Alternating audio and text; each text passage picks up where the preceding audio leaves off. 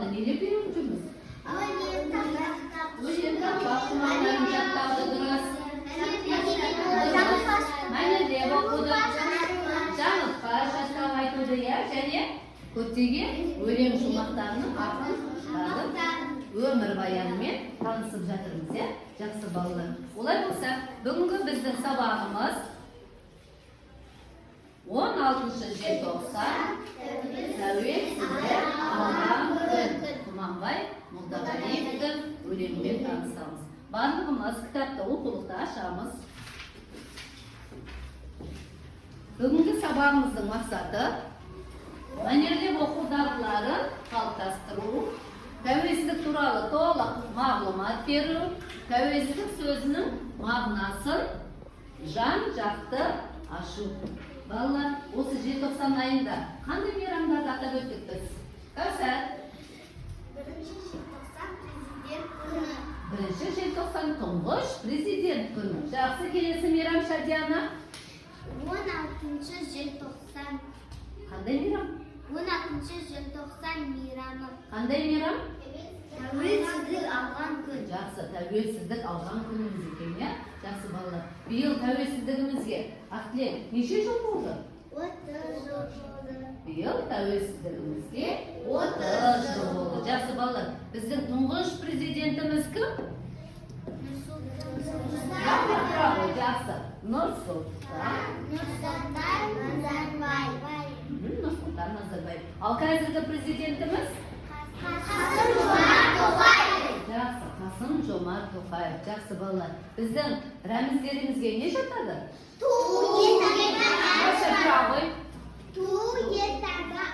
Жақсы, ту, етаба, әнұра. Ал біздің мемлекеттік тіліміз қай тіл? Айтамызшы, біздің мемлекеттік тіліміз қандай тіл? Қазақ тілі болмайтымыз, біздің мемлекеттік тіліміз қазақ тілі. Жақсы, біз қандай мемлекетпіз? Тәуелсіз мемлекетпіз. Балалар, тәуелсіздік дегеніміз не? Кім айтады? Тәуелсіздік деген сөзді қалай түсінеміз? Ақтілек? Тәуелсіздік дегеніміз егемендік. Жақсы, егемендік. Шадияна? Тәуелсіздік дегеніміз бостандық. Бостандық екен, жақсы. Рәбия айтамыз, тәуелсіздік дегеніміз? Тәуелсіздік дегеніміз азаттық. Азаттық, жақсы. Гауһар, тәуелсіздік дегеніміз? Тәуелсіздік дегеніміз егемендік. Егемендік екен, жақсы. Ердос, тәуелсіздік дегеніміз қалай түсінеміз? Еркіндік, жақсы айтасың, жақсы айттың, керемет. Еркіндік деген, жақсы. Кім бар? Тәуелсіздік дегеніміз? Дербес. Дербестік, яғни дербес. Міне балалар, біз тәуелсіздік сөзінің бүгін көптеген мағынасы бар екенін білдік, және көптеген мағынасымен таныстық. Енді 16 желтоқсан тағы да қайталап өтейікші. Қандай мейрам? Тәуелсіздік алған күн. Тәуелсіздігіміздің жариялаған күн. Биыл тәуелсіздігімізге неше жыл болды? 30 жыл. Биыл тәуелсіздігімізге 30 жыл болды. Жақсы, енді мен сендермен бір ойын ойнағым келіп отыр. Қазір мен сендерге доп ақтыру арқылы берілген бірнеше сұрақтарға жауап аламын. Сонда сол жауаптарды табу арқылы біз сөз жұмбақты шешіп, бүгінгі жаңа тақырыбымызды ашамыз. Жақсы, мен бірінші сұрақты Бақжанға қойғым келіп отыр. Бақжан, рәміз. Ту. Жақсы, ту. Қазақтың ханы. Тәуке. Жақсы, Тәуке. Нұрай, жыл басы. Наурыз, дұрыс. Киелі сан, Ердос. Дұрыс, жеті. Келесі сұрағымыз.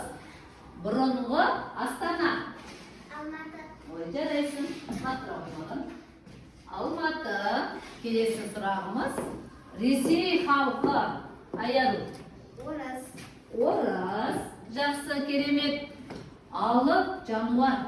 Нұрасың? Піл. Піл. Дұрыс, керемет. Алып жануарымыз піл екен. Қасиетті ай. Рамазан. Рамазан, керемет. Жақсы, Рамазан. Мұз айдыны. Мұз айдыны. Кәусар? Медеу. Медеу, жақсы. Мұз айдыны. Жыртқыш құс. Жыртқыш құс. Кәусәр. Жыртқыш құс. Бүркіт екен, жақсы. Енді Қазақстанның қаласы. Рабия. Өскемен. Жақсы балалар. Енді біз қарайықшы барлығымыз тақтаға. Рәміз ту, Қазақтың ханы Тәуке, жыл-басы Наурыз, киелі сан жеті, бұрынғы Астана Ресей халқы, алып жануар қасиетті ай, мұз айдыны, жыртқыш құс, Қазақстан қаласы. Міне бізде қандай сөз шықты балалар? Тәуелсіздік деген сөз шықты. Жақсы. Бүгінгі біздің 16 желтоқсан өлеңіміздің авторы Тұманбай Молдағалиев 1935 жылы 20 наурызда Алматы облысы Еңбекші Қазақ ауданында дүниеге келген. Ол кісінің көптеген еңбектері бар. Қазақстанның халық жазушысы 2011 жылдың күз айында дүниеден озды. Енді барлығымыз кітапта берілген 16 желтоқсан өлеңін бірге дауыстап мәнерлеп оқиықшы. 16 желтоқсан тәуелсіздік алған күн, ерекше боп мәңгілік ел жадында қалған күн. Жақсы балалар. Енді мен әр топқа тапсырма бергім деп отыр. Бірінші топ сендерге тәуелсіздік тұғыры мәтінін мәнерлеп дауыс ырғағымен оқып бересіңдер. Екінші топ Тұманбай Молдағалиевтің өмірбаянымен таныстырасыңдар. Үшінші топ тәуелсіздікке байланысты өздерінің жаттаған өлең шумақтарыңды маған айтып бересіңдер. Қай топ дайын болса, маған шапалақ ұру арқылы белгі бересіңдер. Жарай ма? Жақсы балалар.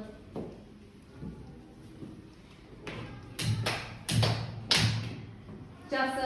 Үшінші топ дайын екен. Айта ғой, Кәусәр.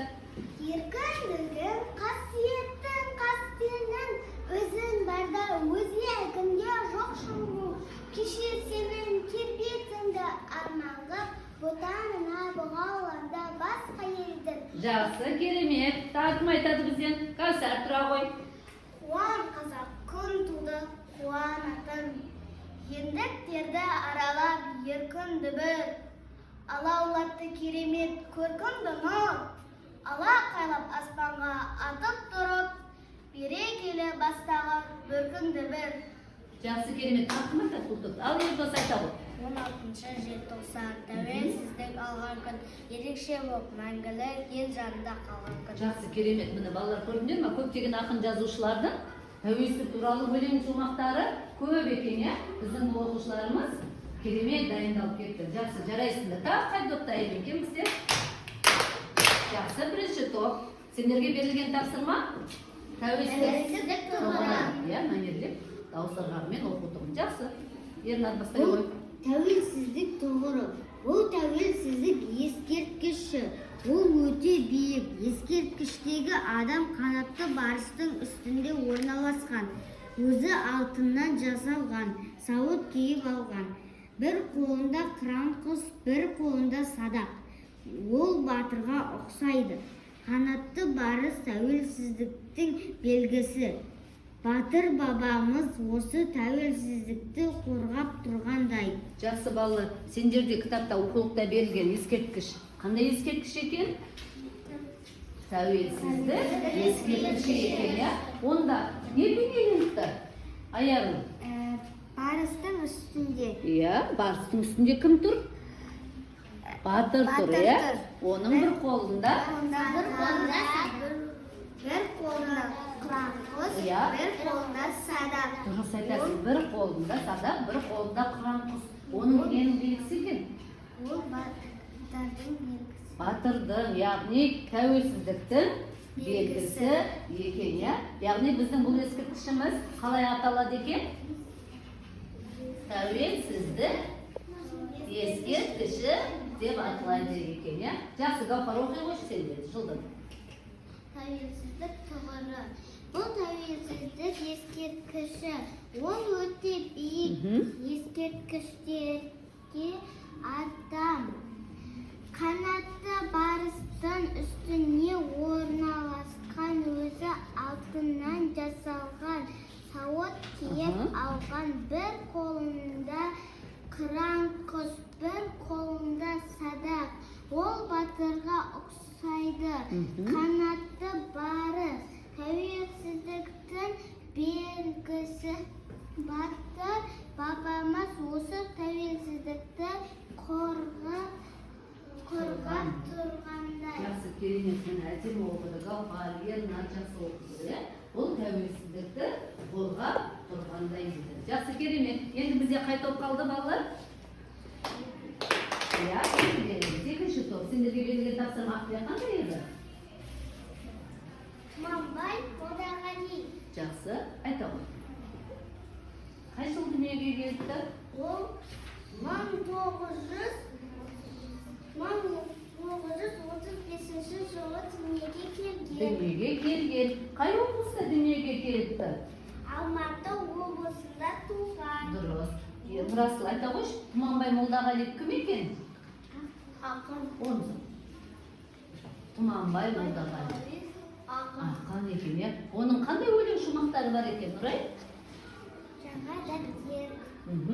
Көктем. Көктем таңы. Жарайсың. Жаңа дәптер, көктем таңы деген өлеңдері бар екен. Раяна, қай жылы дүниеден озыпты? Қай жылы дүниеден озыпты Тұманбай Молдағали? Кім айтады? Бақшада айта қой. 2010 жылы. Жарайсың. 2011 жылы дүниеден өткен екен, иә? Жақсы балалар. 2011 жылы дүниеден өтті. Міне, бүгін біз тәуелсіздік туралы мағлұмат алдық, иә? Көптеген тәуелсіздіктің сөзінің мағынасын білдік. Оның тек қана тәуелсіз емес, көптеген мағынасы бар екенін біліп отырдық. Жақсы балалар, енді тәуелсіздік деген не екен сонымен? Тағы да бір қайталап өтейікші. Тәуелсіздік дегеніміз не екен? Бостандық, дербес және егемендік, азаттық және бақытты өмір сүру. Яғни бұл не деген мағынаны білдіреді екен, балалар? Тәуелсіздік деген мағынаны білдіреді екен, иә? Жақсы. Енді қанатты барыс дегеніміз не? Қанатты барыс. Қанатты барыс, айта ғой. Ол тәуелсіздікті білдіреді.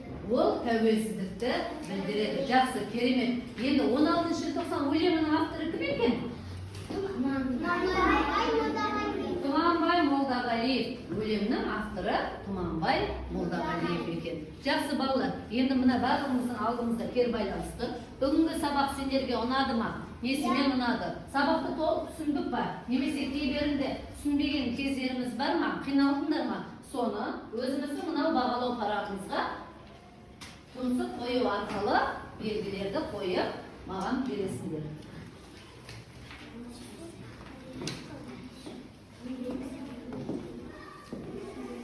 Белгілейміз алдымызға. Жасыл, иә, ручкамен. Жасыл түс, қызыл түс, сары түс берілген. Кез келген өзің бүгін сабақтан алған өзіңнің нәтижең, иә? Өзің бүгін сабақтан түсіне алдың ба? Нені үйрендің, нені білдің, нені білмей қалдың? Сол бойынша бағалау парағын белгілейміз. Болдық па, балалар? Жақсы. Олай болса, үйге тапсырма. Осы 16 желтоқсан өлеңін жатқа айтамыз. Тәуелсіздік тұғыры. Сол бойынша шағын әңгіме үйде дәптерге жазып келеміз. Жарай ма? Жақсы, сабағымыз бітті. Ол бізден